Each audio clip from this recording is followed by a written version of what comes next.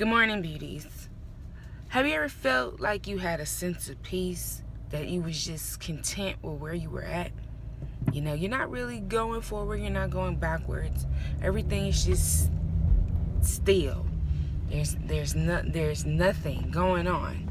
You're just content, you know, you feel peaceful. Then all of a sudden, somebody moves on the third floor,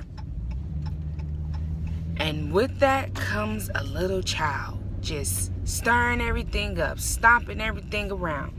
Where you used to have peaceful nights, where everything used to just be the same. You did the same thing every night. You could get the same expectations every night. And then all of a sudden, the little monster on the third floor just starts stirring it up.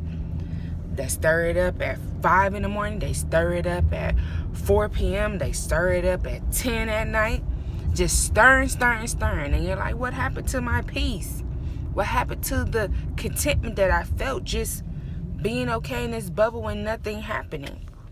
Sometimes God comes in the midst of our peace, in the midst of our contentment, to let us know it's time to grow, it's time to stretch, it's time to reach, it's time to be more than you are in that moment. And we have to stop being rebellious and stop being resistant to change, because we liked being in our small little bubble with no little monster on the third floor stirring anything up, being able to go to bed at 9 p.m., being able to get up at 7. Sometimes God is letting you know that it's time to get up at 5 and pray. Sometimes God is letting you know it's time to get out the house at 4 to go talk to somebody. Sometimes he's telling you it's time to praise his name at 10.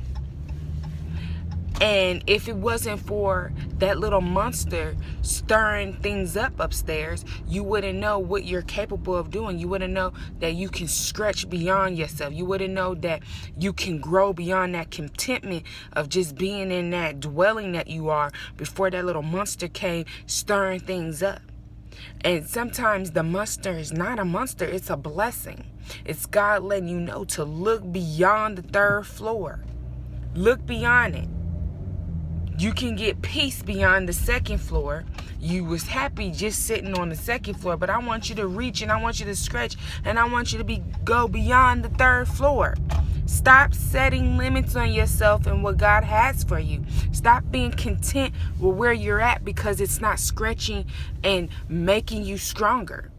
Sometimes we got to go beyond the third floor. We got to go beyond that little thing that's up there stirring things up to let us know what we're capable of and how we can do more in God, because all things are possible with Christ.